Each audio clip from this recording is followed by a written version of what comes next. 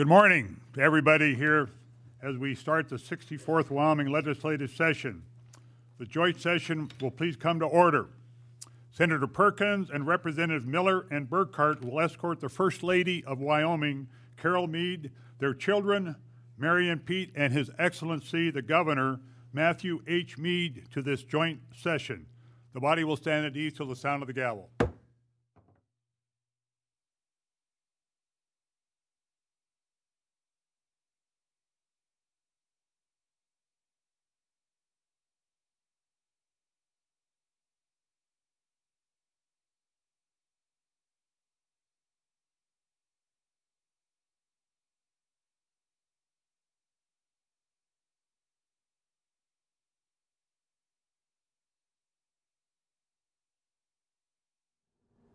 The 32nd governor of the state of Wyoming, 55-year-old Matt Mead, is about to deliver his 8th and final State of the State address before a joint session of the Wyoming Legislature.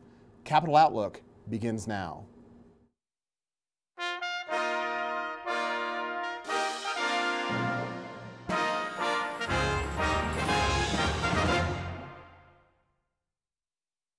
This program is supported in part by a grant from the BNSF Railway Foundation, dedicated to improving the general welfare and quality of life in communities throughout the BNSF Railway service area.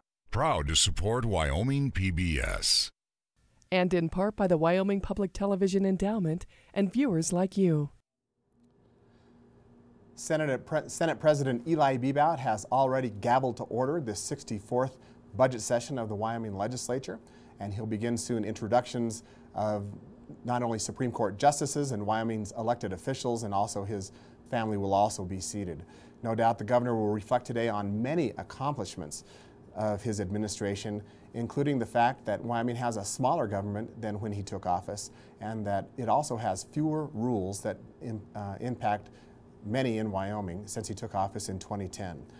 No doubt he'll also talk about budget cuts that maybe have gone too far, especially in the Department of Health, and he'll certainly talk about his budget and the fact that Wyoming has work to do relative to fund education, and I believe the governor will make a solid effort to talk about the importance of Wyoming's K-12 education, and that the legislature should do nothing to harm what has always been held as great value in Wyoming. Let's listen now and look at the what's going on in the House chamber of the temporary Capitol here. You'll see on your screen the President of the Senate on your left, that's Eli Bebout, and on the right is the Speaker of the House, Speaker Steve Harshman. Both gentlemen will guide their respective bodies as the budget session begins today.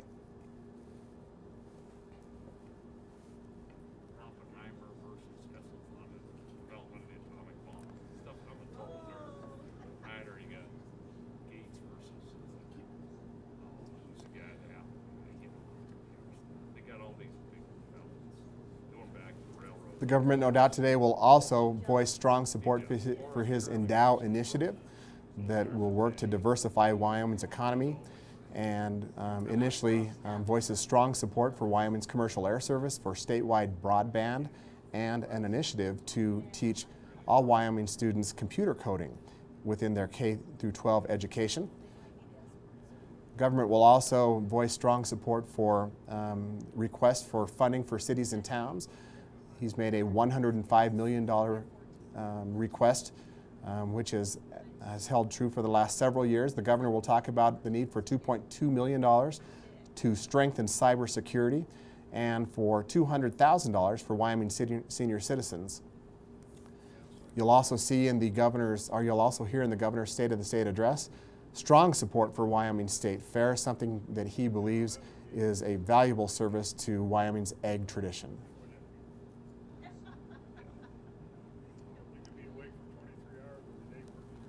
In just a moment, the 5 elected officials will be introduced, but noticeably absent, of course, will be the former Secretary of State, Ed Murray, who resigned Friday amidst sexual harassment allegations. He will not be introduced, obviously, today.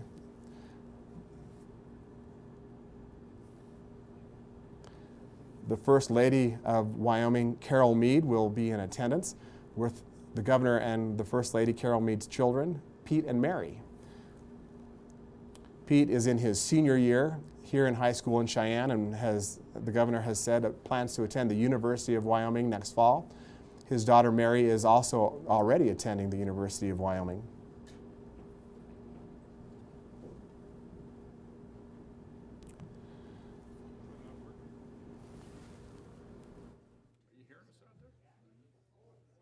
In attendance today will be former Supreme Court Justice William Hill, who has served on the Wyoming Supreme Court since 1998. He's announced his retirement. He has served longer than any other current justice by 7 years, and his departure gives Governor Matt Mead the chance to appoint a fourth justice to the 5-judge panel.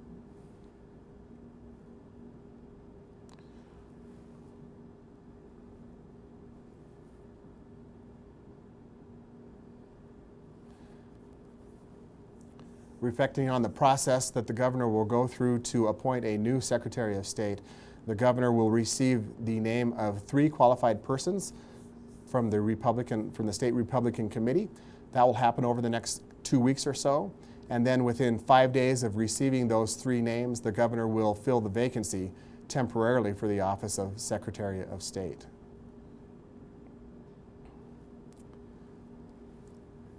Introduced soon will be the other 4 remaining elected officials, including the current state treasurer, Mark Gordon. Widely anticipated that perhaps during this session or soon after that the treasurer will announce his plans to seek the candidacy for governor.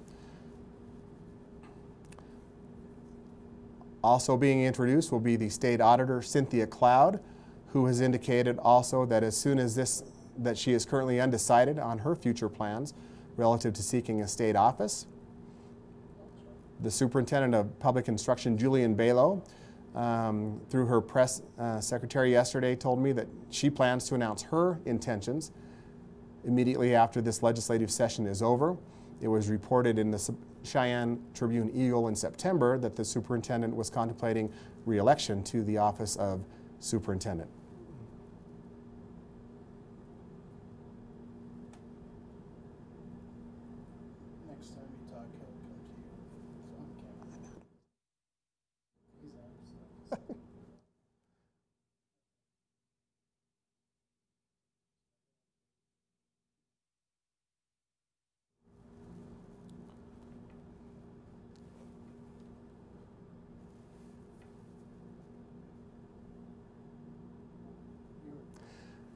We're waiting for the introduction of Governor Matt Mead momentarily. He'll give his 8th and final State of the State address to the Wyoming Legislature. That will be followed, and we'll also broadcast live here on Wyoming PBS, the State of the Judiciary by Chief Justice E. James Burke. That'll happen momentarily as we wait for the announcement of the dignitaries who are in attendance here today at the Jonah Business Center, which is the home of the temporary capital for the state of Wyoming.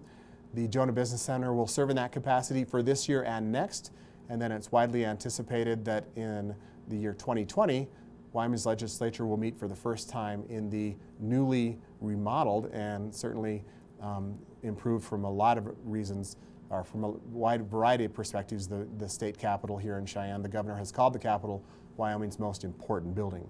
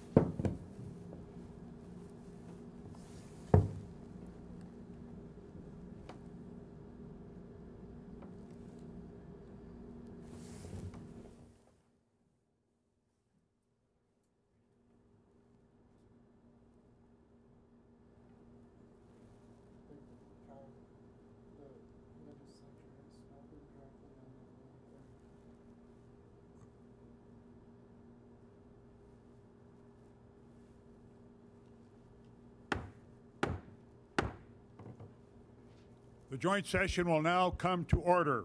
Will you all please rise?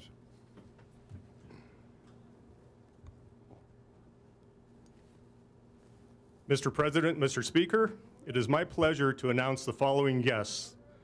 The Honorable Gregory Phillips, United States Court of Appeals Judge for the 10th Circuit, escorted by Senator Boner and Representatives Obermuller and Brown.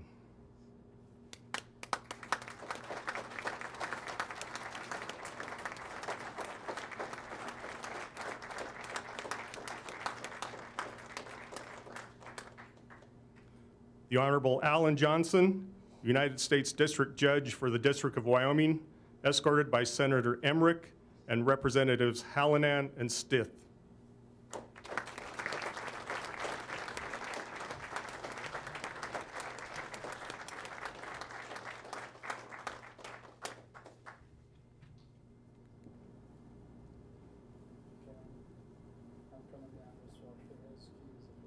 The Honorable Scott Scobdale, United States District Judge for the District of Wyoming, escorted by Senator Hicks and Representatives McGuire and Simpson.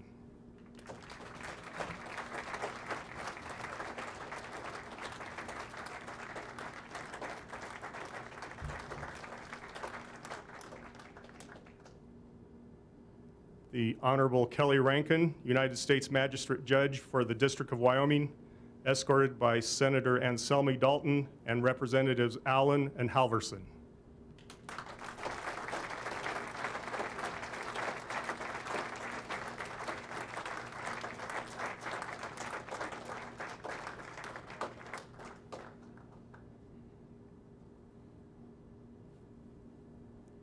The Honorable William Hill, Justice of the Wyoming Supreme Court, escorted by Senator Burns and Representatives Furphy and Nicholas. Again, this will be the final State of the State address that Justice Hill will attend. He's announced his resignation. Governor Mead has nominated Lynn Baumgarten to be Hill's replacement, and she will be the second woman that will then currently serve on Wyoming's Supreme Court. The Honorable Michael Davis, Justice of the Wyoming Supreme Court, escorted by Senator Dockstader and Representatives Laux and Blake.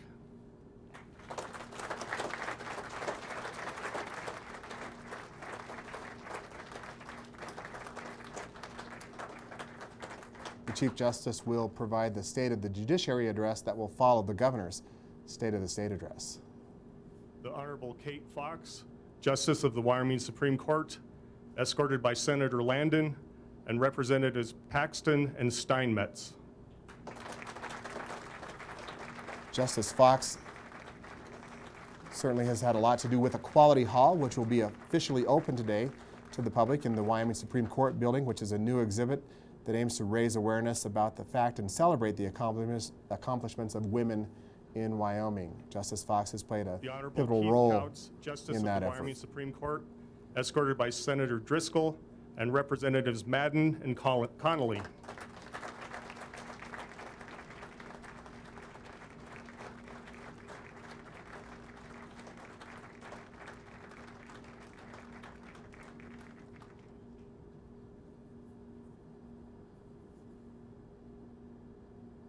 The Honorable Jillian Balow, State Superintendent of Public Instruction, escorted by Senator Coe and Representatives Summers and Northrop. Senator Coe and Representative Summers certainly, and Representative Northrop too. A lot of debate about the future of Wyoming's education funding that will be certainly debated more as this budget session commences here today in Cheyenne. The Honorable Mark Gordon, State Treasurer, escorted by Senator Peterson and Representatives Olson and Lloyd Larson. Again, the Treasurer, widely speculated by most to be announcing soon perhaps a candidacy for governor to succeed Governor Mead.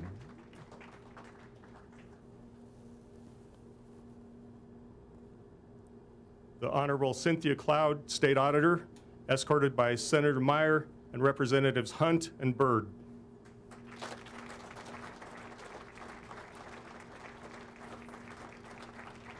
The auditor, who hails from Cody again, has said that she has not decided yet on whether she may again seek political office. the Honorable E. James Burke, Chief Justice of the Supreme Court of Wyoming, escorted by Senator Kinski and Representatives Greer and Flitner. And again, Justice Burke will provide the State of the Judiciary address. Will immediately follow Governor Matt Mead's address. On your screen is the President of the Senate, Eli Bebout, on your left, and the Speaker of the House, that's Speaker Steve Harshman, First Lady of on your Wyoming, right. Carol Mead, and His Excellency, the Governor of the State of Wyoming, Matthew H. Mead, escorted by Senator Perkins and Representatives Miller and Burkhart.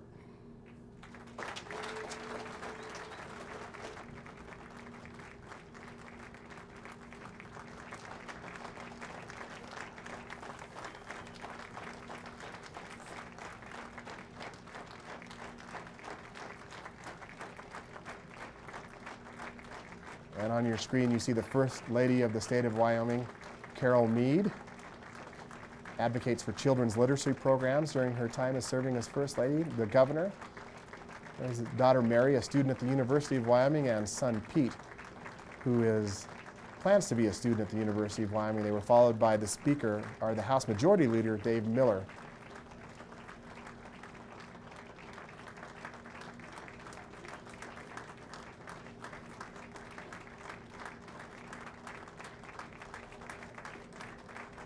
Representative Northrup was just on your screen, Chairman of the House Education Committee.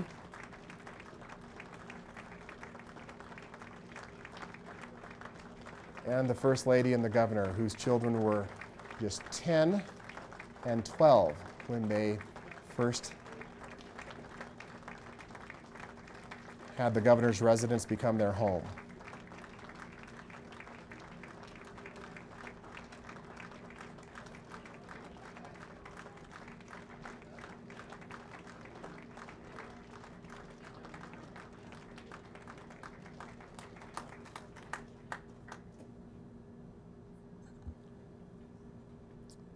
And now the President will introduce the Governor of the State of Wyoming, the 32nd Governor of the state. I'd like to invite the Most Reverend Stephen R. Governor Biegler, Mead. Bishop of the Diocese of Cheyenne, to please give the invocation. Would you all please remain standing?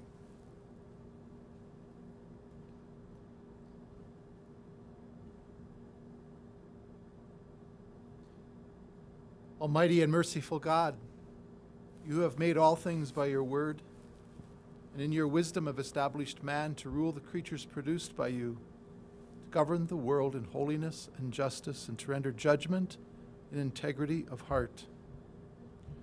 Lord, today we pray in a special way for our public servants in the legislature. Give them wisdom, the attendant at your throne. Look kindly on them, for they are your children. They are your servants, men and women, weak and short-lived, and lacking in comprehension of judgment. You have chosen them to lead your people, to be legislators of your sons and daughters. Inspire them not to seek popularity or acclaim among men. Rather, set their hearts on pleasing you alone. Now with you is wisdom, who knows your works, and was present when you made the world, who understands what is pleasing in your eyes, and what is conformable with your commands. Send forth the light of wisdom from your holy heavens, and from your glorious throne dispatch her, that she may be with our legislators and work with them, that they may know what is your pleasure. For holy wisdom knows and understands all things, and will guide them discreetly in their affairs. Graciously pour your Holy Spirit upon them to be their helper and guide.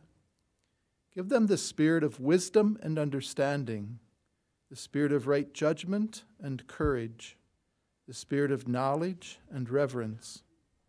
Fill them with the spirit of wonder and awe in your presence. Endow these stewards of your authority with honesty, impartiality, and justice, so they do not judge by appearances, nor by hearsay make decisions. Rather, may they judge with the poor with justice, and decide fairly for the lands afflicted. We make this prayer in humble faith to God who lives and reigns forever and ever. Amen.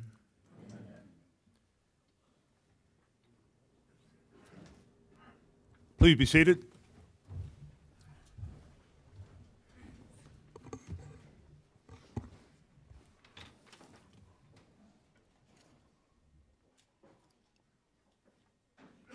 Governor, you ready for all this?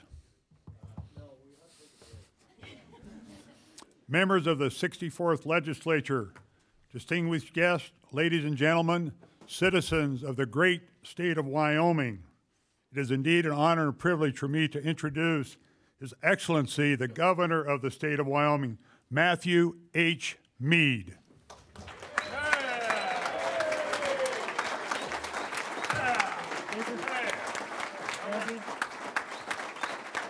Thank you.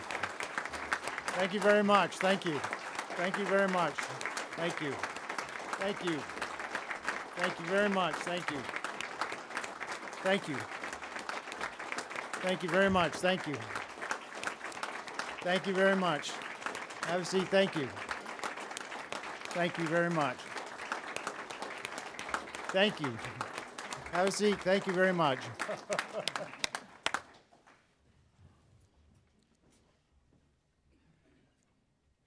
Good morning. President Bebout, Speaker Harshman, members of the 64th Legislature, Auditor Cloud, Treasurer Gordon, Superintendent Balo, Chief Justice Burke, members of the Judiciary, members of the military, veterans, fellow citizens, my family, good morning. Today I give my 8th and final State of the State address. And in preparing it, I've had a lot of thoughts, and including the Speaker and President have been kidding me in recent days that it's too bad. It takes about 8 years to train a governor, and just when you get them trained, they leave. But I'm reminded it was a couple of years ago when the President of the Senate then, President Nicholas, when he was announcing me, rather than saying His Excellency, he said the executioner. And so it takes a while to train a Speaker and President too. What a privilege it's been to appear before a joint session each year and talk about Wyoming, the state we love. I believe our work these past 7 years has built a better legacy and a solid bridge to the future. We have one more year together, a little less, and I look forward to a great year. I want my last State of the State address to begin with tributes to those who work so hard for Wyoming. In past years, I've identified select individuals to acknowledge, but today I want to start with the Wyoming Legislature. I thank you, Wyoming Legislature, for working with me in a cooperative spirit for the betterment of our state. Since territorial days, the people of Wyoming have counted on leaders to move this state forward, and the legislature delivers. As citizen legislators, you generously give your time, your skill, your sweat, not just during the session, but year-round for Wyoming. You leave your families, leave your place of work, leave the comforts of home, not for personal gain, but out of a sense of duty, concern for and love of this state and our people. To members of the Wyoming House and Senate who are currently serving or who have served during my tenure as governor, I say thank you. I applaud you for your service and ask the audience to join me.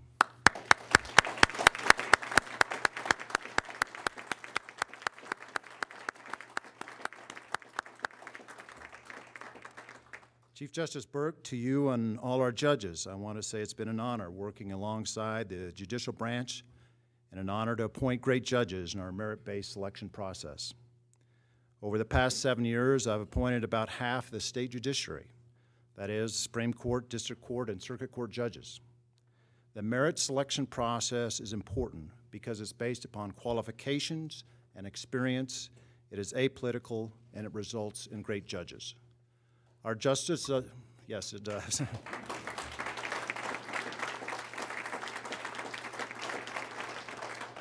Our justices at the Supreme Court and the judges on federal courts and around the state are committed to our communities, state, and people.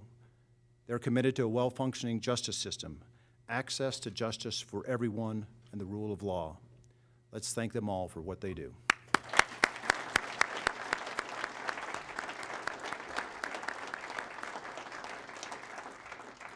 It's been a pleasure working with the other statewide elected officials who are here today. especially on the boards, the State Loan Investment Board, State Board of Land Commissioners that we serve together on. Auditor Cloud, it seems like it was just yesterday, but it's been 7+ years now. State Superintendent and Treasurer, I thank you for your service to the state of Wyoming, and I've enjoyed the privilege of working with all three of you. Thank you.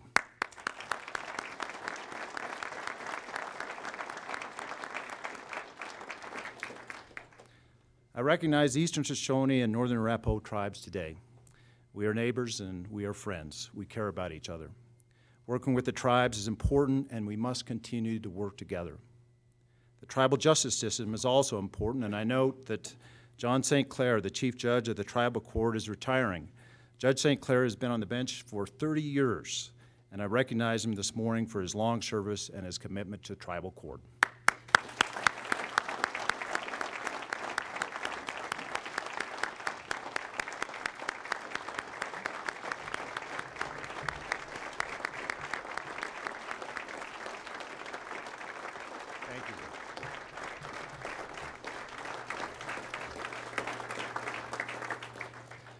With recent budget constraints, the 2 tribal liaison positions in the governor's office became part-time. Cy Lee is the liaison for the Northern Arapaho tribe. He also serves as an amazing member of the Endow Executive Council. And I would ask if the liaisons and members of both tribes joining us today would please stand. We welcome all of you here in these chambers.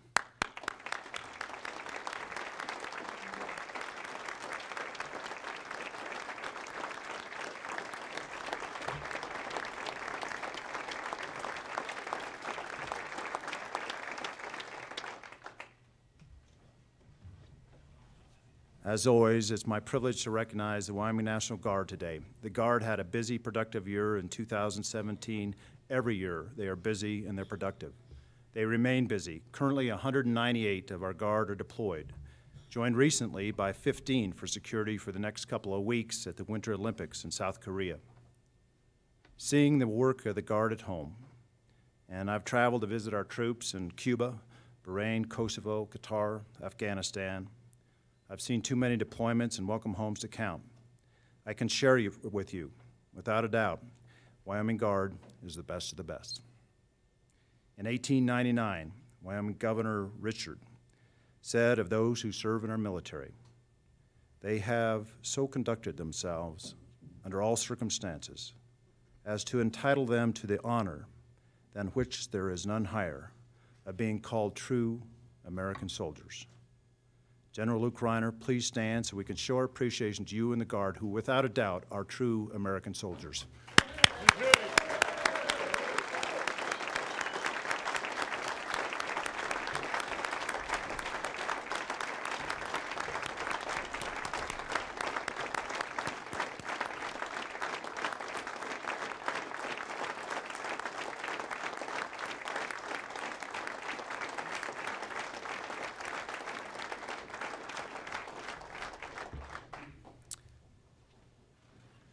I recognize our veterans today.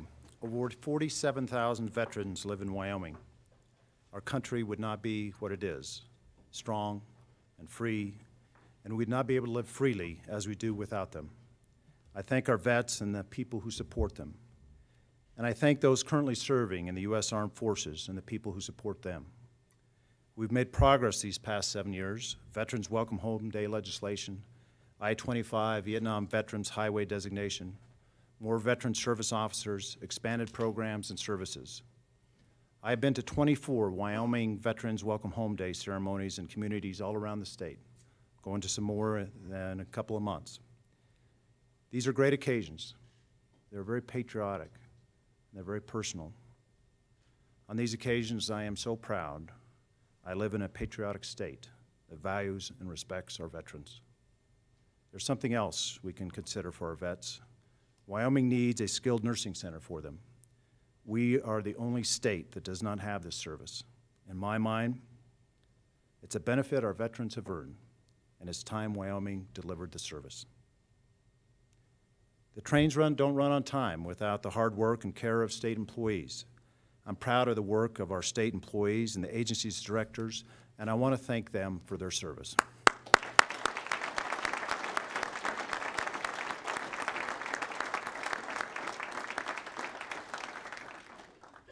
recognize the many volunteers who've served on boards, commissions, and task forces during my tenure. As many of you know, we have so many people from Wyoming who volunteer and step up, and they do a tremendous amount of work for the benefit of our state. And when they work and they work and they reach great things and do great things, every year I double their salary.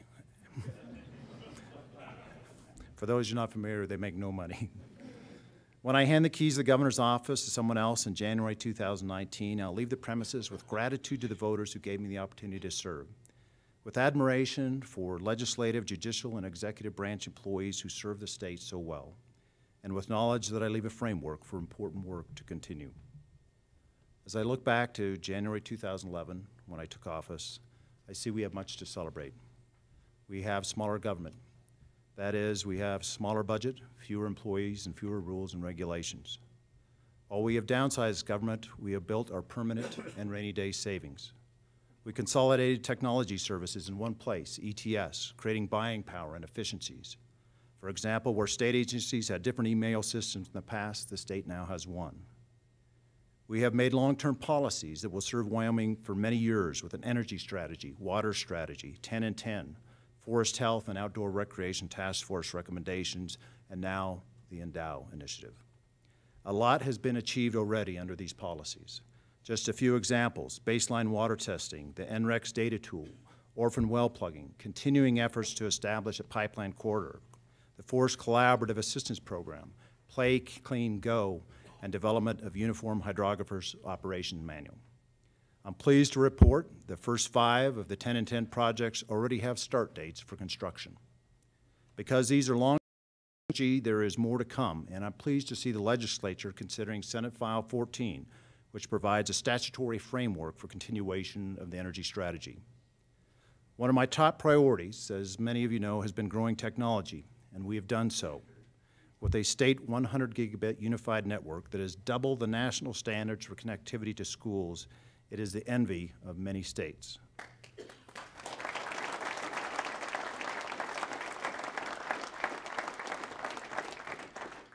We have not only connected fiber, but also provided a connection for many of our industry experts by starting and growing an annual technology summit and an annual broadband summit.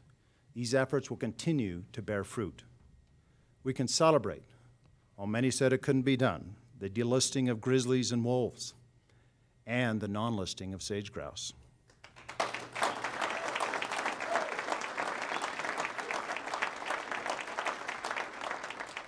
Endangered species are a tough issue. As chairman of Western Governors in 2015-16, my initiative was to improve the Endangered Species Act.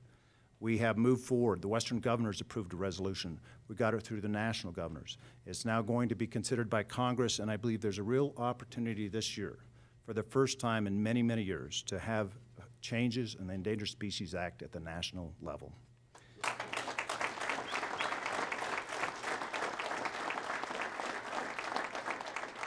Wyoming loves wildlife, and we've been doing a good job managing wildlife, and we must never lose our leadership role in doing so. We must continue our conservation work, leveraging and building the Wildlife Natural Resource Trust. When it comes to federal overreach, I think we've fought the good fight. The Attorney General's office has been very busy these past years, and in fact so busy I'm occasionally criticized for being too litigious, but I like the word litigious. At my request, the AG's office has defended state boundaries in the EPA Riverton case. The state attorneys have fought a federal hydraulic fracturing rule, a flawed WOTUS rule, federal regional haze plan for our state, litigation for a coal terminal in Oregon, a BLM venting and flaring rule, and the Clean Power Plan. These are only a bit of the many cases our wonderful Attorney General and his office have been involved in since I took office. We have taken on other difficult issues that are important, including bullying, homelessness, and suicide prevention. Safe to Tell was launched in October 26, 2016. From then to mid-January 2018, we've received 889 tips. The highest number of reports were for suicide threats. The second and third highest were reports of bullying and drugs. One district reported they knew they had saved 2 students' lives in the first 2 months. They had the program in place by being able to intervene.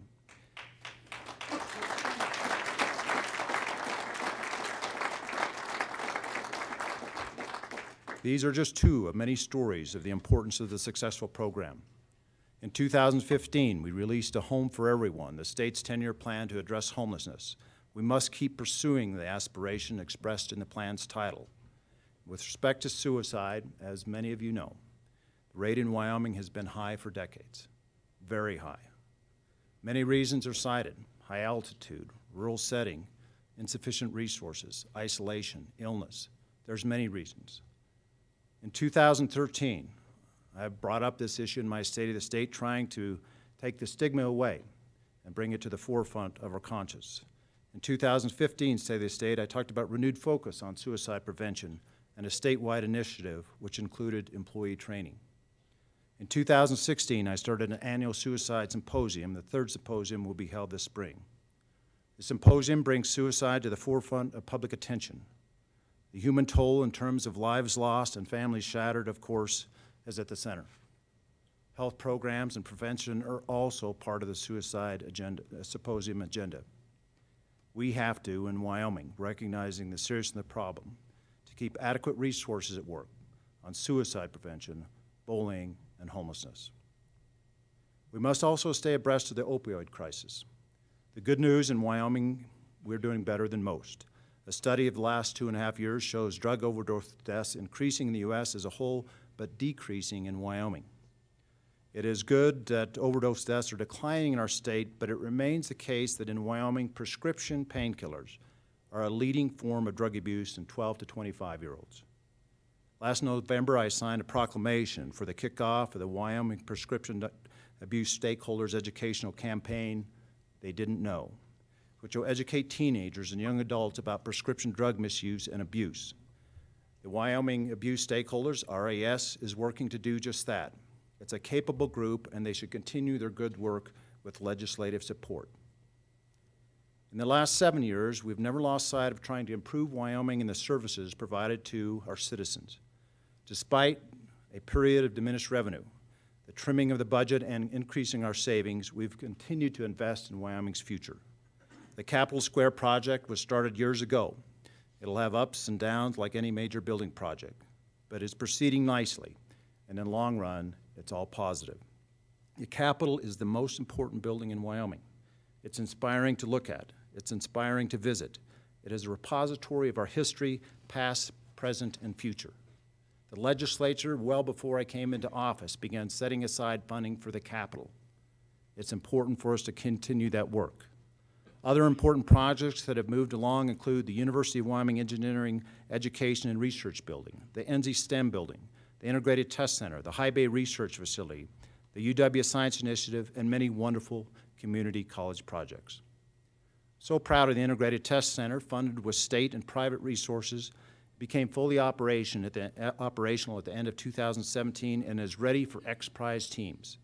This cutting-edge facility in Gillette makes Wyoming a leader in advanced coal technologies, allowing Wyoming to be a continued leader not only in coal production, but coal technology.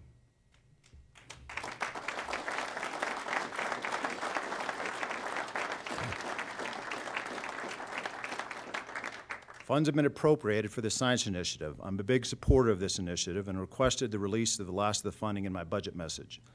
Joint Appropriations approved the release of funding in mid-January, and UW now has approved the final design of the Science Initiative building. We've tackled many other projects, just on schools, which I remind you all in 2011 I suggested we slow down new school buildings, but we have not really.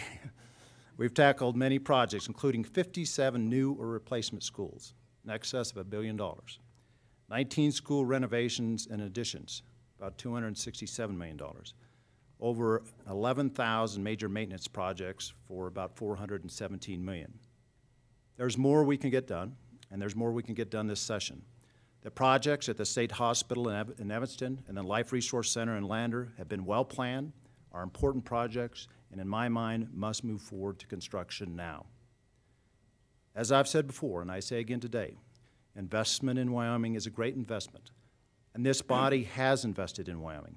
And my hat's off to the visionaries in this room who planned for and worked through these important projects. However, as we've invested in these projects, we must adjust to the times of constrained revenue, recognizing we cannot continue to build at the same rate and must now focus on maintaining what we have built. My budget calls for more dollars for major maintenance, recognizing deferred maintenance is in fact deficit spending.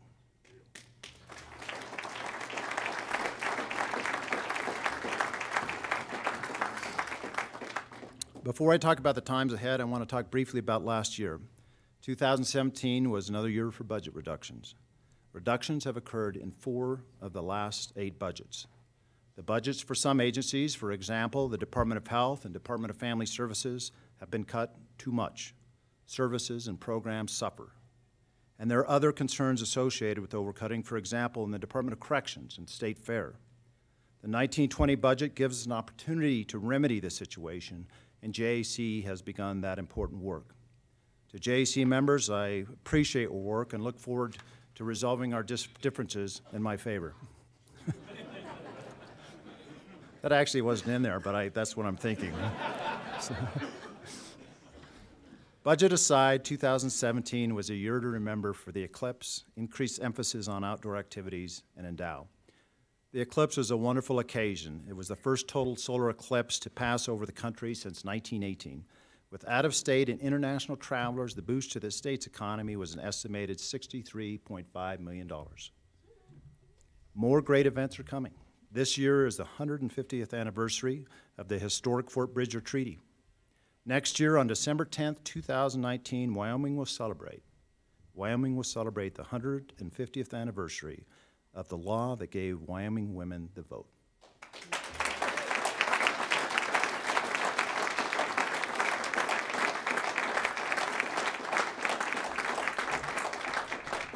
In 2020, we celebrate Louisa Swain casting the first vote. We remain so very proud here in Wyoming that Wyoming was the first government in the world to grant unconditional women's suffrage.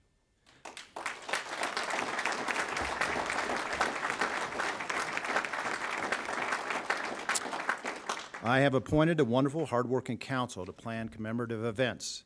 Historic occasions like women's right to vote show the pioneering spirit that is our heritage is with us still. It is part of our identity. It is part of our strength. We put increased emphasis on outdoors last year. New shooting sports initiatives, the Wyoming Top 100 Amateur and the Governor's Match, and the Adventure Racing World Championships are examples. Hunting and shooting sports are an important part of our state's heritage. We appreciate the firearm companies that have been in Wyoming for years, as well as the ones that have moved here recently or are planning to move here. They promote sport shooting opportunities, fit with our affinity for the outdoors and Western traditions, and promote economic diversity. In January, I hope you were as excited as I was to welcome a marquee company, Weatherby, Inc., to Sheridan, Wyoming. Weatherby is the latest gun manufacturer to choose a home base in Wyoming. It joins others we've recruited, including Hi-Vis and Magpul. The Cameco Cowboy Tough Race has been an annual event that we started in 2013, and in August 2017, the World Championship Adventure Race, which has a 16-year history, was for the first time ever held in the United States, right here in Wyoming. This has helped us recognize, and it has helped the Outdoor Recreation Task Force recognizing the value of promoting our great outdoors. And the Outdoor Recreation Task Force has provided some great recommendations, including creating an outdoor recreation website and an Office of Outdoor Recreation within the Department of State Parks. These will create efficiency and increased exposure for the public. They're not costly to implement and fit with economic growth and diversification objectives. Last year gave us a good glimpse of the benefits that can accrue from increased tourism and outdoor recreation. And we have an opportunity to do something very special this year, and that is to move forward the Wyoming Women's Antelope Hunt. Since 2013, this hunt has provided about 200 hunts, about 1/3 of those to hunters on scholarship attending at no cost to them, and providing nearly 60 first-time hunters a chance to hunt big game. This event teaches conservation, ethical hunting practices, and firearms safety. Senate File 3 ensures that this resource for women and conservation will continue. I ask for your support for this wonderful opportunity. The energy downturn in the past few years has made us take a hard look at our state's economy. With 70% of revenue coming from the energy sector, when the industry fell on difficult times beginning in fall 2014, our state fell on difficult times. Looking back at history, we saw Wyoming has endured a number of energy booms and busts. We saw the state has tried to diversify before, usually in periods that coincide with a single governor's time in office. And with recent growth in technology, with companies we've supported, including Microsoft, Greenhouse Data, to manufacturing like Searing Industry, McGinley Orthopedic Innovations, and others, and with outdoor industry flourishing, we saw the potential for expanding Wyoming's economic base.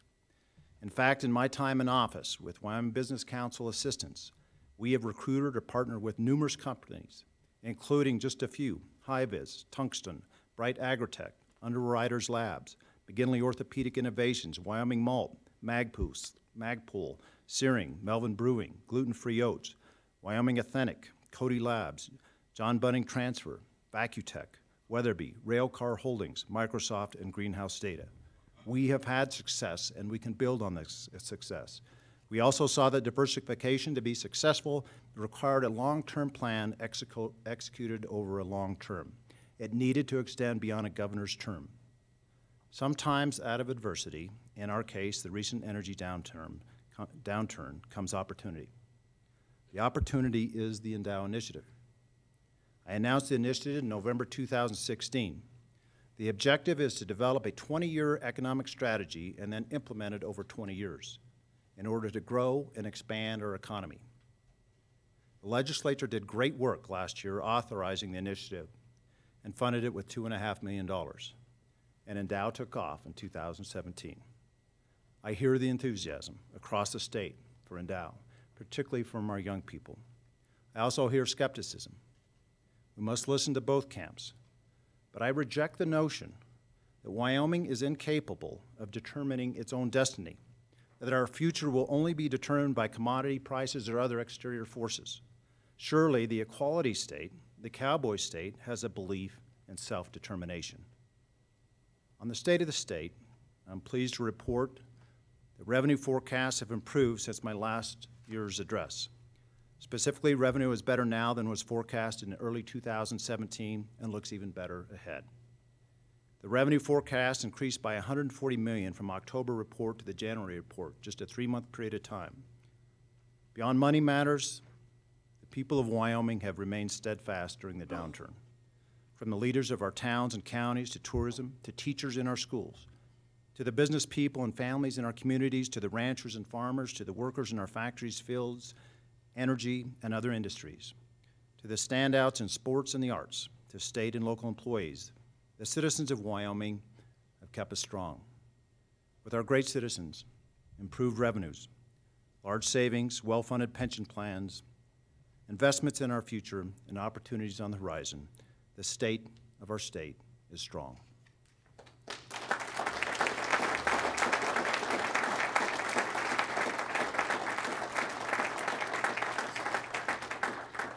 The 1920 budget, the primary work of this session, is one of the opportunities on the horizon.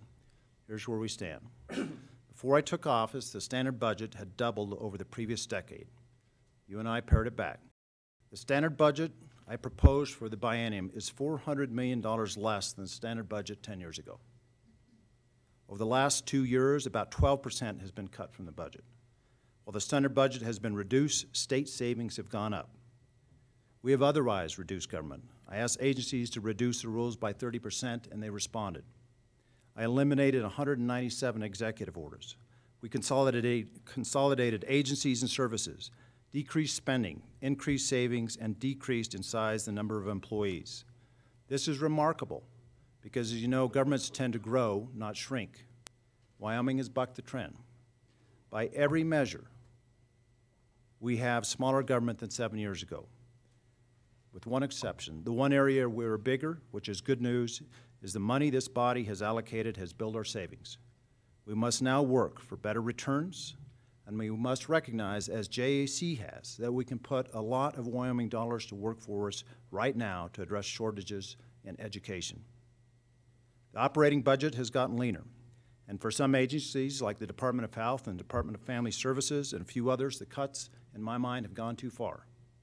Where overcutting has affected programs and services, and the people relying on them or created other concerns, we have the opportunity to right-size the budget now during this session. We never want to spend too much, and we haven't. But if we spend too little, that is a problem as well. Going back in history again and looking at the wisdom of prior governors, I found Governor Francis Warren and his thoughts regarding budgeting. He says this: while desiring to protect the Treasury and prevent extravagance of every nature, you are not required to descend to parsimony. And for those of you, don't be afraid to use Google, I used it. For the territory is abundantly able to pay ordinary and legitimate expenses, and can well afford reasonable appropriations for placing before the world such reliable information as will bring within our borders additional wealth and population. It's notably true in the history of commonwealths that extravagance often follows a parsimonious policy, and that insufficient expenditures follow the unreasonable and reckless use of public funds. The golden mean between the two extremes should be your guide. Excessive appropriations and insufficient appropriations are alike a waste of money. The former because more is expended than is necessary, and the latter because the amount appropriated, not being sufficient to accomplish the purpose intended, the sum expended is of no practical benefit. Governor Warren's words over 125 years ago strike a chord today. The standard budget is below where it was 10 years ago. That's healthy. But for some agencies, it is below where it should be. Some agency programs can't achieve their intended purposes. The budget I recommended looks for the golden mean Governor Warren talked about: sufficient but not excessive appropriations. In my December proposal, I recommended $2.98 billion for the biennium. Some specific requests I have included: $105 million for local governments. As you know, I've asked for money for local governments every year. I've asked for $200,000 more for senior centers, $2.2 million to strengthen critical cybersecurity. As you all know, and certainly is true with me as I go to National Governors Meeting, cybersecurity is one of the biggest issues and risks states face. And here in Wyoming, the smallest populated state, we receive about 7 million attacks a month on our system. There is a need to address cybersecurity. I've also recommended paying off the capital renovation project, money for community college capital construction, restoring funds cut from the Livestock Board, and funds to continue the state fair. The legislature's reduction last year, $400,000, which was doubled, effectively eliminated the state fair. The state fair is part of our history and our heritage, and it's a great celebration every year in August. Wyoming Ag has, and in my view, must always be a big part of Wyoming, and the state fair is one of the best ways to continue to make sure that next generation of farmers and ranchers is out there in Wyoming. When I mention opportunities on the horizon, Endow is the top one. With the department report now in hand, I ask that the recommendations of the Endow Executive Council be funded in full. I also request and support a foreign trade representative in Taiwan. The President of Taiwan and I discussed a trade representative when we met last fall, and she was very supportive of this opportunity. I'm sure some of you saw recent reports about how Idaho is comparing to Wyoming in terms of their economy. In traveling to Taiwan, one of the things I've noted twice now is that Idaho for a long time has had a trade representative in Taiwan. You go into the high-end grocery stores in Taiwan, they're very proud to sell U.S. beef, and their high-end beef in the corners of the grocery stores is Idaho beef. We can do better. A trade representative would help us that way. By addressing barriers to diversification, by providing trade representative to Taiwan, by continuing to recruit companies to Wyoming, we move Endow forward. I note that workforce training dollars have been proposed by this body. That funding is needed to develop the skilled, educated, and prepared workforce businesses are looking for, and I support this funding. In the same vein, I support computer science, including coding in all grades. Computer science is an important classroom subject, is as important in this day and age as any. It's a requisite for our students to become life-ready, workforce-ready. Together, overall, we've done a good job investing for the future, building at UW, building at our community colleges, constructing and maintaining schools, helping our towns and counties, managing wildlife well, and in many other ways.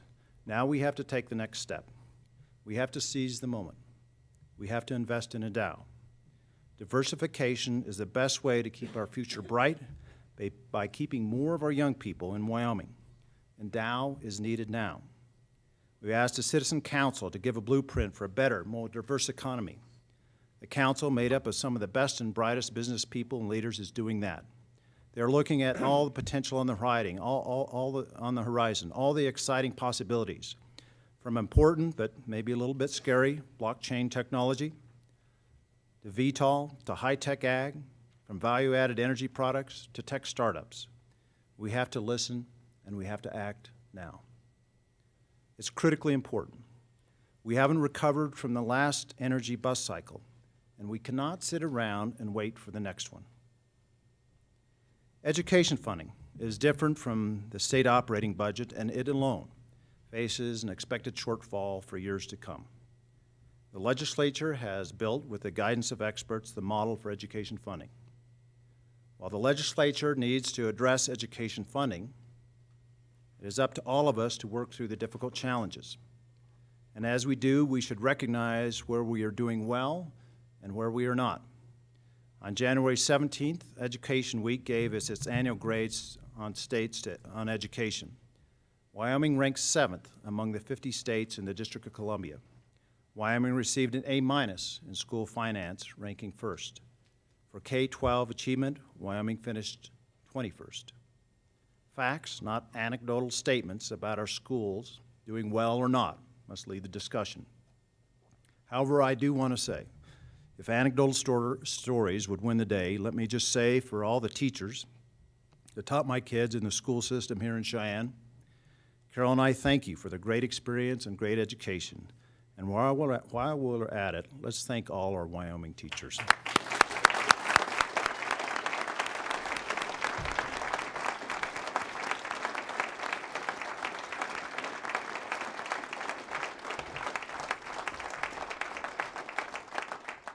The state has long recognized what education means. Going again to our past, Wyoming Territorial Governor Hoyt, addressing the legislature in 1879, said this about education and its importance to Wyoming. Here's his words: "Without the intelligence of its people, no community may hope to maintain a free government. It augurs well for the future of the Commonwealth that at the very beginning, broad foundations were laid in the interest of education." He went on to talk about the important components of the education system, saying this: compulsory attendance, proper graduation of all the larger schools, liberal compensation to teachers, regularly organized and admirably managed institutes for the benefit of teachers, very superior school buildings. These facts speak volumes for our people and give promise of a bright future. What Governor Hoyt highlighted, Wyoming has done a good job supporting. My office stands ready to work with the legislature on this tough issue. But I say in advance, while we look to find savings, we should do nothing that lessens Wyoming's long-held view on the value of a great education.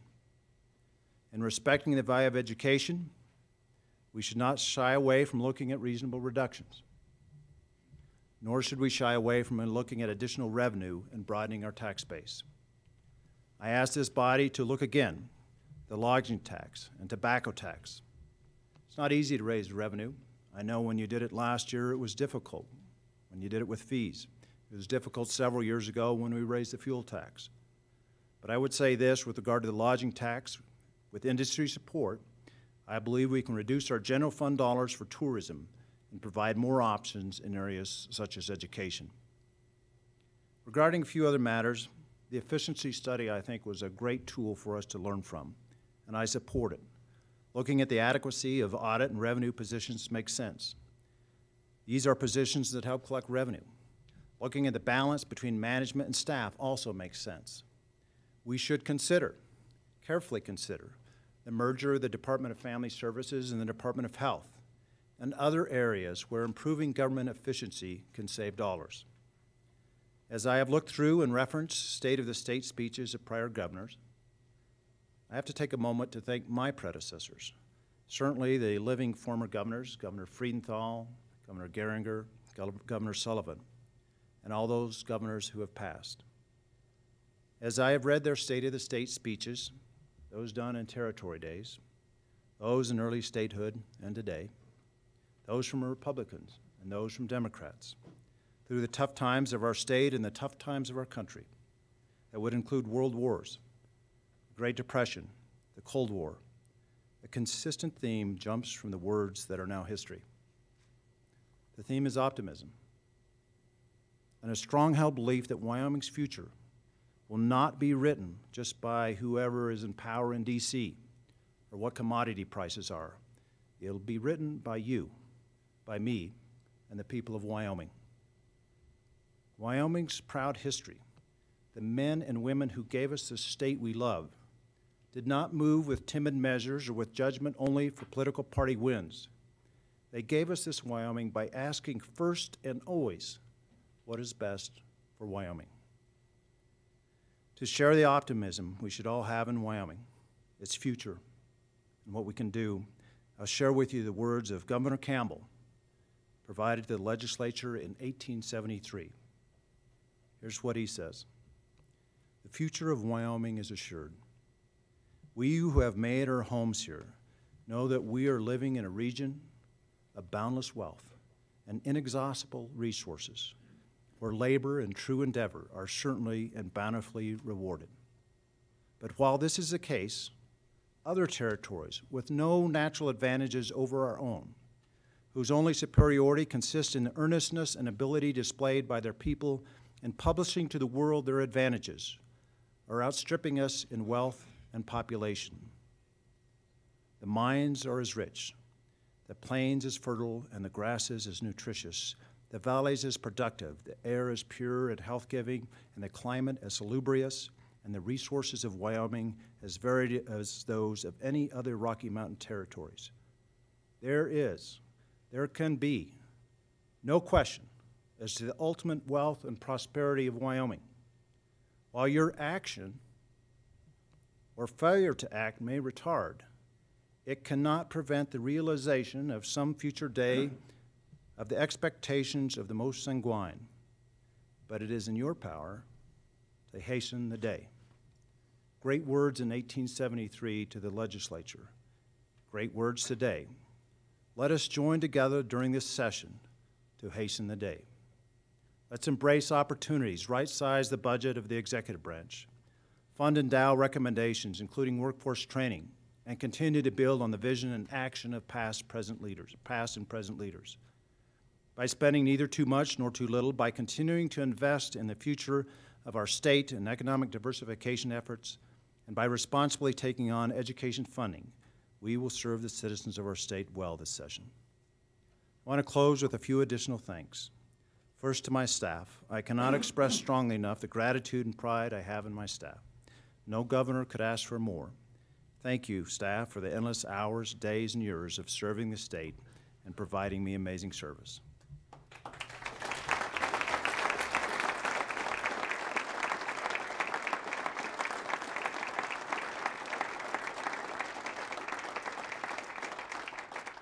Second, a personal thanks to my family.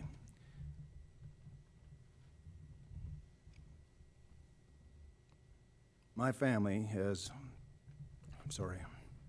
been with me every step of the way. Having them at my side has meant everything to me. Carol, you've done wonderful things as First Lady. For example, focusing on healthy lifestyles for Wyoming's children, with your literacy initiative and your support of the arts and education. And 2 books, Wyoming First, and with a little more funding, Blazing Bonnets, a book for 4th graders about 26 of some of Wyoming's most influential women. Simply stated, without you, I would not have this job nor have been able to do it. First Lady of Wyoming, First Lady to me in all ways, thank you. I love you.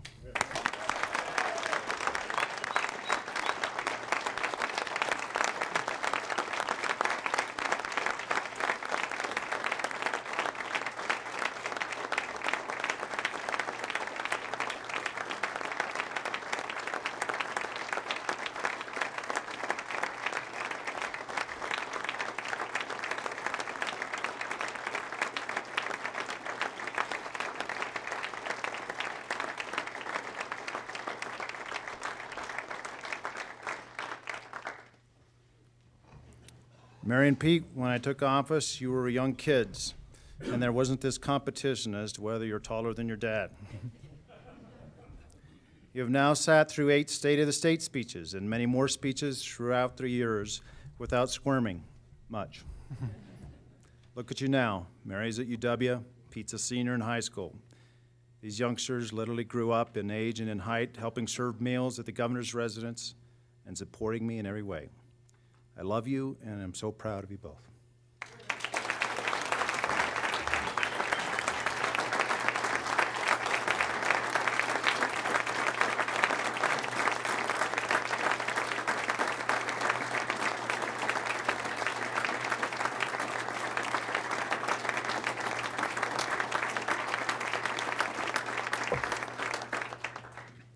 Lastly, thank you, Wyoming, the land and people I've had the privilege of serving. Wyoming has always been a land of discovery, beautiful to the eye and populated by intrepid individuals of character and determination. Wyoming is like no other place on earth, and those of us who call Wyoming home know this. We're so fortunate to live here. I believe this century will be the best for our state, with innovation, diversification, prosperity, and retention of history, traditions, and natural beauty, and our people will make it so. So I close with my most earnest of thoughts. May God continue to bless this wonderful Wyoming. Thank you.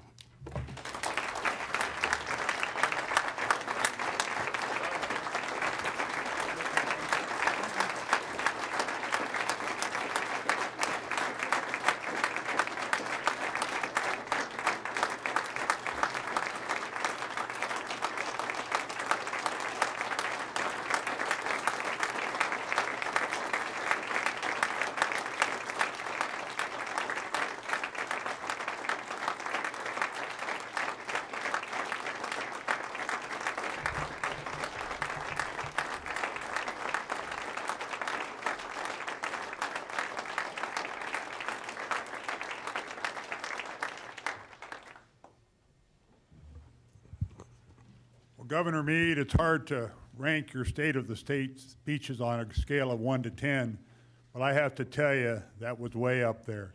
And thank you so much for your comments and your love for the great state of Wyoming. You're what it's all about. You represent what we believe and think of in this great state of Wyoming. To Carol, Pete, and Mary, he certainly couldn't have done it without you, so thank you. And let's thank them all one more time, the Mead family.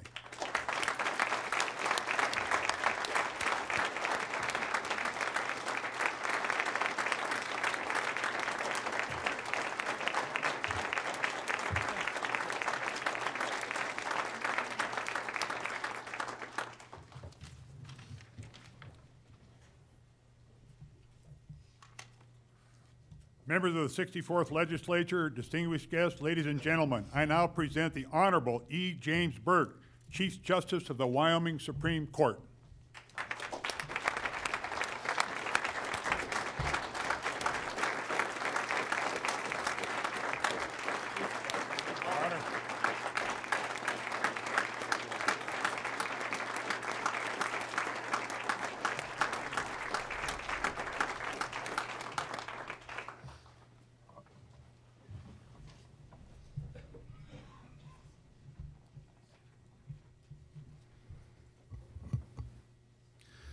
Mr. President, Mr. Speaker, Governor, Mrs. Mead, members of the 64th Wyoming Legislature, elected officials, members of the Judiciary, guests and citizens of the state of Wyoming. It is an honor to speak to you on behalf of the dedicated men and women who serve in the judicial branch of our state's government. Thank you, President Bebout, Speaker Harshman, for the opportunity to do so.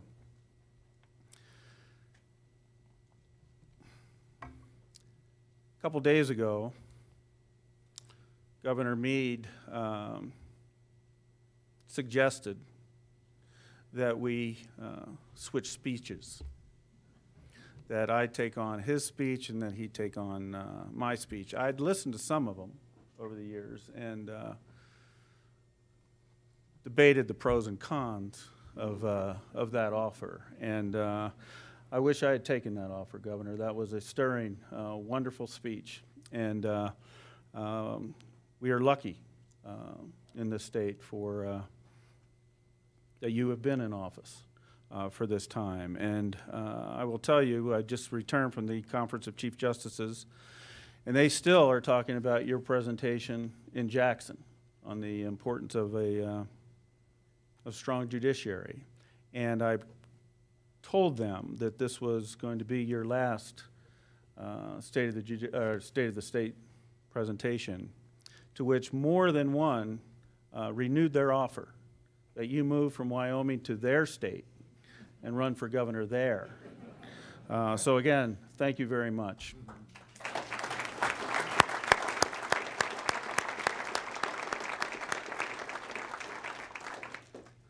I take my cue today for my remarks from the finals competition of the We the People program held in Laramie a few weeks ago. Most of you are familiar with the program, and many of you have served as judges for the competition. It is a high school civics program. Students from around the state represent their schools in competition designed to demonstrate their understanding of our Constitution. The winning team represents Wyoming during the national competition in Washington, D.C. The official name of the program is We the People, the Citizen and the Constitution. And the program strives to prepare each student to become knowledgeable and engaged citizens. If you have had the opportunity to see these students in action, you have no doubt that that goal will be achieved. Warren Buffett once noted, "Someone is sitting in the shade today because someone planted a tree a long time ago." Since 1987, approximately 6,000 Wyoming students have participated in the competitive hearings. We have no doubt that the investment made yesterday in those students will pay significant dividends for those students and our communities in the years to come. Matt Stranigan has been heading up the program for over 20 years. He and all who have made that program possible deserve our thanks and our congratulations.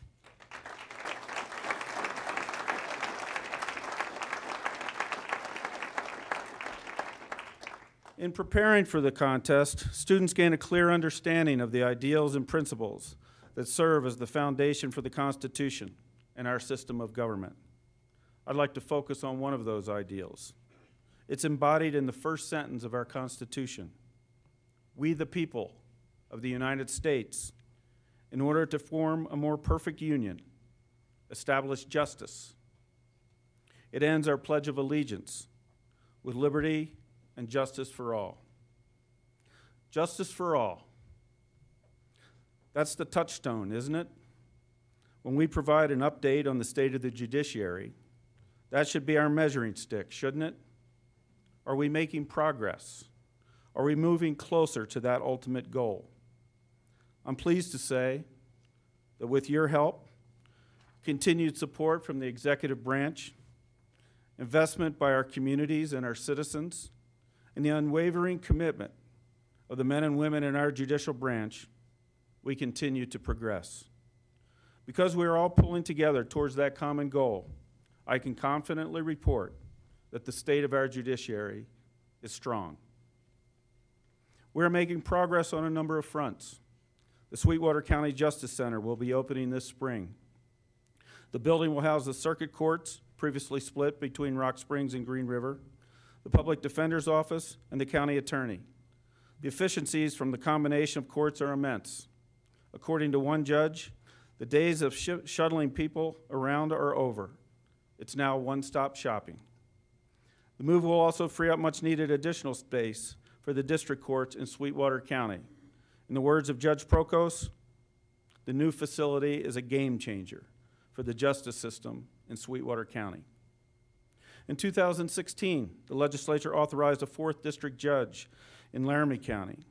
In May of last year, Laramie County voters approved funding for courthouse renovations to provide much-needed facilities for an additional courtroom, offices for a 4th judge and staff, as well as upgrades to existing facilities. Construction is expected to commence in the spring. For the judges in Laramie County, help cannot come soon enough. Workload studies show a need for 4.58 district judges. There are only 3. The 3 district judges have been coping with that demand for years. It takes a toll on the judges and their staffs and on the quality of justice in Laramie County. Delays are inevitable. Lives are put on hold. Business transactions remain in limbo. Public trust and confidence in our justice system diminishes. We would urge your support of legislation this year to fund that judicial position. We continue to move forward on the technology front. We've established technology standards for audio and video capability in our courtrooms and jury rooms, fortified by additional revenues resulting from an increase to the Court Automation Fund that you approved last session. We've embarked on an upgrade of our video conferencing equipment and software across the state, allowing courts to more efficiently manage their cases in courtrooms without requiring time-consuming and often costly travel by parties, attorneys, and witnesses. In the past year, our IT staff has replaced every video conferencing unit in the judicial branch. That equipment is already being put to good use in our courtrooms. According to one court reporter discussing a medical malpractice trial, it's just so much better. It makes it much easier for the jury to understand the complicated expert testimony. We've installed new audio systems in 13 courtrooms, enhancing the ability of all interested parties to hear and understand the day-to-day functions of the court.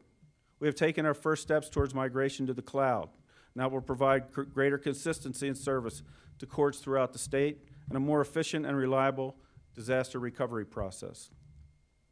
We continue to focus upon the implementation of software application systems to enhance case management and management of court records. The new uniform case management system will provide the foundation for electronic filing in our courts. We intend to begin piloting the system later this year.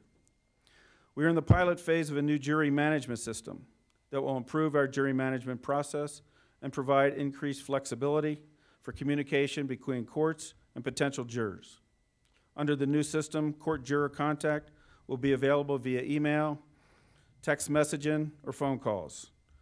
One of the goals, of course, is to lessen the burden on our citizens as they fulfill their civic responsibility when called for jury duty.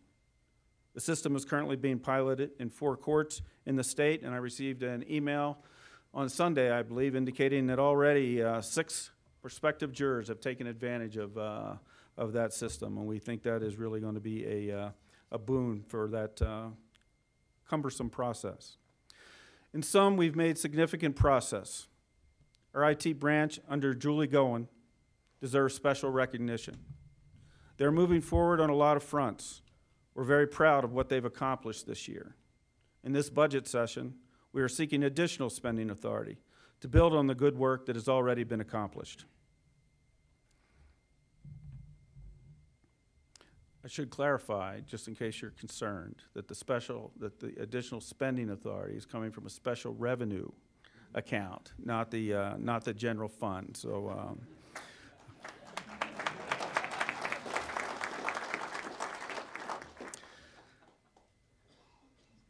As a heads up, I should mention that remote public access to court records will be a focus in the upcoming year. As these projects move forward, we expect that more attention will be paid to that issue. Some may raise questions concerning the confidentiality of some court records. You may be forced to address that issue in future legislative sessions. For our part, we are proceeding with the understanding that access is the preferred path. If it has not been legislatively designated as confidential, access will be permitted.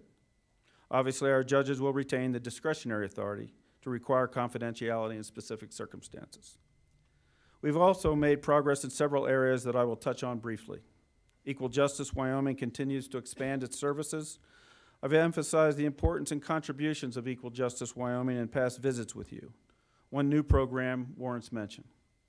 In March 2016, Equal Justice launched the Volunteer Reference Attorney Pilot Program in Cheyenne, placing pro bono attorneys in the Laramie County Courthouse to assist self-represented litigants. The attorneys provide legal information, explain court procedures, and assist litigants completing court forms. The program quickly became a success and has now expanded to Casper, Laramie, Sheridan, and Rawlins. We anticipate future growth and thank all of the volunteer attorneys. Most of the counties that were eligible for courthouse security funding have applied for those funds and have put them to good use. A recent security assessment for 7 additional counties was completed in the past year, and as expected, it shows a need in those counties. We hope that we can continue the momentum from past sessions and that you will provide assistance for addressing those needs. Our Judicial Learning Center has proven to be a success. We are seeing more visitors to the court than ever before. Teachers have begun using the Learning Center as a platform to tackle more sophisticated lessons during visits. We continue to partner with the education system and are hosting a lesson plans contest that ends April 9th. Around the state, our efforts at public education and judicial outreach also continue. Again, we believe that those efforts are important to improving public trust and confidence in our system of justice. We believe we have a good story to tell, and we need to do all we can to make people understand how our system works. We have beefed up our judicial orientation and education. A renewed focus in this area will allow our new judges to be better prepared from the outset. And speaking of new judges, during this past year, District Judges Wade Waldrop, John Brooks, and Stephen Cranfield, along with Circuit Judge Jane Aiken, announced their retirements after long and distinguished careers on the bench. They will be missed. Judge Janessa Snyder replaced Judge Waldrop in the 2nd Judicial District in Rawlins. Judge Scott Peasley replaced Judge Brooks. Judge Bill Simpson replaced Judge Cranfield. And Susan Stipe will replace Judge Aiken in the 2nd Judicial District in Rawlins later this month. All are highly qualified, and we are pleased to welcome them as colleagues.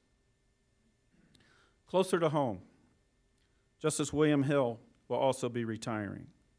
He has been a mainstay of this court for nearly 20 years, including 4 years as Chief Justice. He has authored hundreds of opinions, listened to thousands of oral arguments, and throughout has served this court, the judicial branch, and the citizens of this state with dedication and distinction. We will miss him. Please recognize Justice Hill.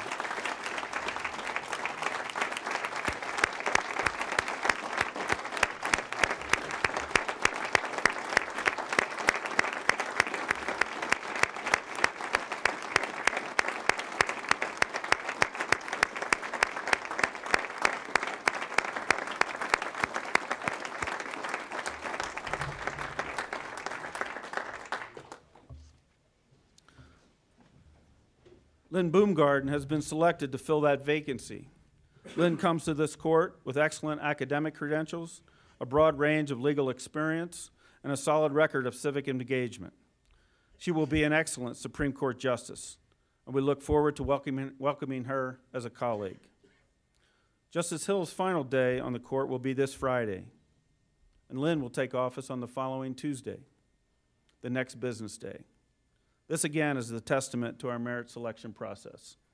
Vacancies do not remain unfilled. On a more somber note, we must acknowledge the passing of former District Court Judges Bob Rank and Betty Kale. Judge Rank was the first District Court Judge for Teton County.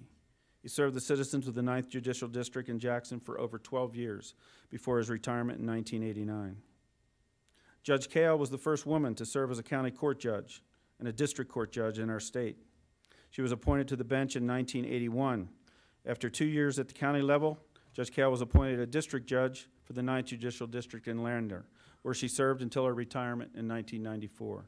We will be honoring Judge Kale later today when we unveil her photograph during our dedication of the Equality Wall at the Supreme Court.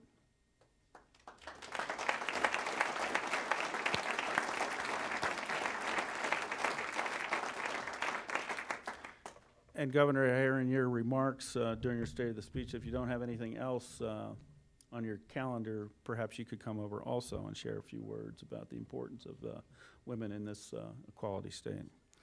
We are proud that we've been able to make the progress in these times of economic challenge. As I look back, there are 2 takeaways. First, very little of that progress would have been possible if you have not seen fit to continue to invest in our branch of government. You are essential partners in the quest for justice in this state. Second, talk of progress now, to some extent, underscores our lack of progress in the past.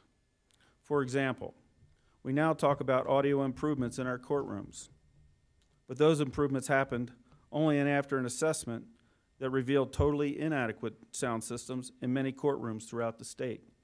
On a 10-point scale, many were in the 1 to 2 category. The comment from one of our district judges bears repeating. Abraham Lincoln would have been perfectly at home in my courtroom. How did that happen? There are 2 basic reasons, I believe. First, responsibility was murky. It was unclear whether it was a state or county responsibility. Second, there were no standards, no requirements to satisfy. We have now adopted standards and taken responsibility. Progress is being made in that area. But we must remain vigilant in all areas. We must not be comfortable with the status quo. We cannot afford to move backwards. The state-county responsibility issue is a difficult one. There is proposed legislation that delineates responsibility for courtroom technology, and we would urge your support of that legislation so that we can continue to move forward in that important area. But there are other areas that appear to be more difficult to resolve. Court security is one. As the assessments that we've obtained in recent years have revealed, there are serious security concerns in many of our courthouses. All who use those facilities are potentially at risk. Progress is not occurring at a satisfactory pace. No one questions the need for the improvements. There are, however, unresolved issues concerning responsibility, funding, and appropriate security standards. We would suggest that this issue as an interim topic so that all stakeholders can be brought together to work towards a solution. There are a host of other challenges, but time does not permit any detailed discussion. I would like to briefly address the public defender issue. In November, I received a letter from Diane Lozano, our state public defender. The letter began, "Dear Chief Justice Burke, I am writing to let you know that the public defender caseloads are at crisis levels, both trial and appellate." The letter went on to detail a situation that is very concerning. It is one that goes right to the heart of our constitutional guarantees and constitutional responsibilities. If there is not a solution, the fallout will be severe for the judiciary and its ability to manage the docket, for those accused of crimes who are presumed innocent and may be unable to obtain legal representation, and for our citizens whose safety may be jeopardized if criminal prosecutions are derailed. This is not a situation that can be ignored. Our public defenders are a crucial component of our justice system. To the extent that you feel that you would benefit from our input, just let us know. Our judges are available. This will be my final state of the judiciary. It has been an indescribable honor to have served as Chief Justice. During that time, I've come to have a greater appreciation for the many moving parts that are in play and must be coordinated for an effective judicial branch of government. There must be buy-in from so many to effectuate progress. I've also come to realize that we are very fortunate in this state. We can talk. We can work together. There is, I believe, a commitment to a common goal of a justice system that works for the citizens of this state. Governor, again, I want to thank you for the respect and support you have provided the judiciary throughout your tenure as governor. As I said many times before, it is one thing for judges to talk about the importance of an effective judicial branch. It is quite another for the leader of the executive branch to do the same. I believe that your support makes a difference. It builds public trust and confidence in the judiciary of our state, and ultimately I believe that positively impacts public perception of our state government as a whole. To the members of the judiciary, I cannot tell you how much I admire you and the important work that you do. As I said many times last year, our circuit judges are the unsung heroes of our branch. We continue to ask more, and they continue to deliver. As we all know, our district judges are our general jurisdiction judges.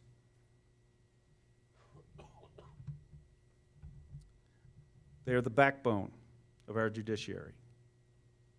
We place tremendous responsibilities on their shoulders, and time and again, on a daily basis, they have demonstrated that they are up to the challenge. We owe them a great deal.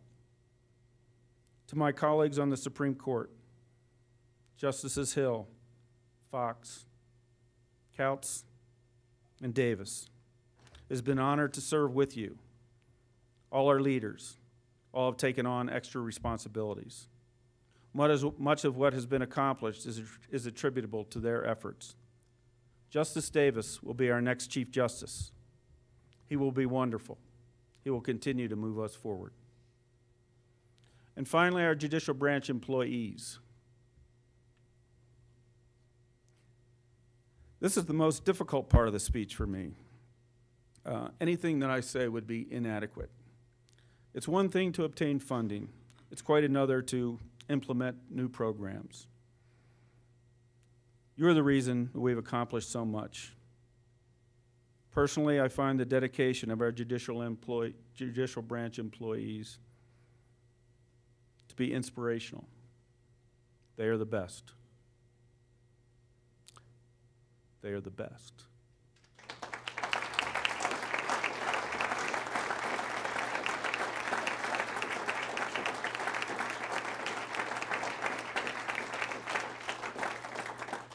In closing, I would like to read a passage from a book. I think it captures the point I've been trying to make. The author of the book is Daniel James Brown. The title is The Boys in the Boat. It's the true story of 9 University of Washington students who rowed crew during the Depression in the 1930s and their epic quest for the gold medal in the 1936 Olympics in Hitler's Berlin. It's an ensemble piece, but the main character is Joe Rance, one of the boys in the boat. The author interviewed Joe shortly before his death at the age of 93. The author writes this: "It was when he tried to talk about the boat that his words began to falter and tears welled up in his eyes. Finally, watching Joe struggle for composure over and over, I realized that the boat was something more than just the shell or its crew. To Joe, it encompassed but transcended both. It was something mysterious and almost beyond definition. It was a shared experience, a singular thing that had unfolded in a golden sliver of time long gone, when 9 good-hearted young men strove together, pulled together as one, gave everything they had for one another, bound together forever by pride and respect and love. Joe was crying, at least in part, for the loss of that vanished moment, but much more, I think, for the sheer beauty of it. I wondered about including that last sentence of the quote until I realized that the moment for Joe Rance was not just crossing the finish line. It was the entire endeavor. For Justice Hill, the moment has lasted 20 years. During that time, he has made important and lasting contributions to our system of justice. For the students I mentioned at the beginning, their moment is yet to come. Our system is where it is at today because others before us, in their moment, understood the importance of a properly functioning judicial system to our way of life. We are reaping the benefits of the investments they made long ago. Our moment is now. We are all in this together. We must continue to move forward to preserve and build on their efforts. It's an honor to be part of that journey with all of you. Thank you again for the opportunity to visit with you this morning and for all that you do for the judicial branch and the state of Wyoming. We wish you well in this legislative session. Good luck and Godspeed.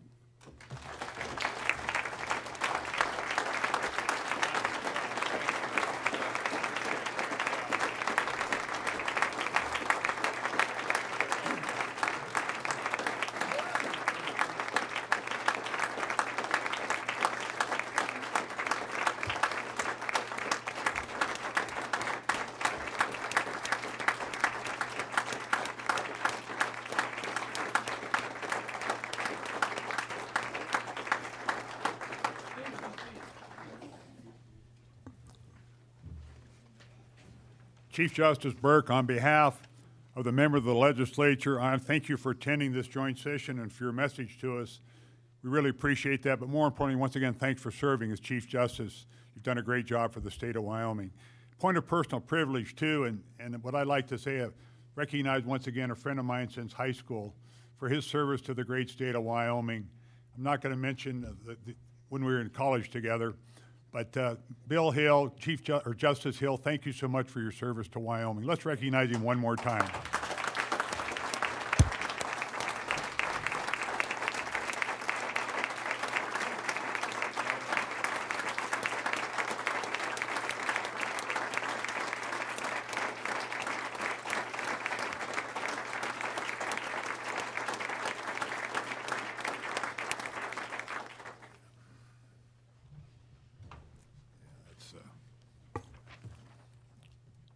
Senator Perkins and Representative Miller and Burkhart, will you please escort the First Lady of Wyoming and the Governor from the chamber? And Senator Kinski and Representatives Greer and Flitner, will you please escort the Chief Justice from the chamber? Let's stand and thank them again.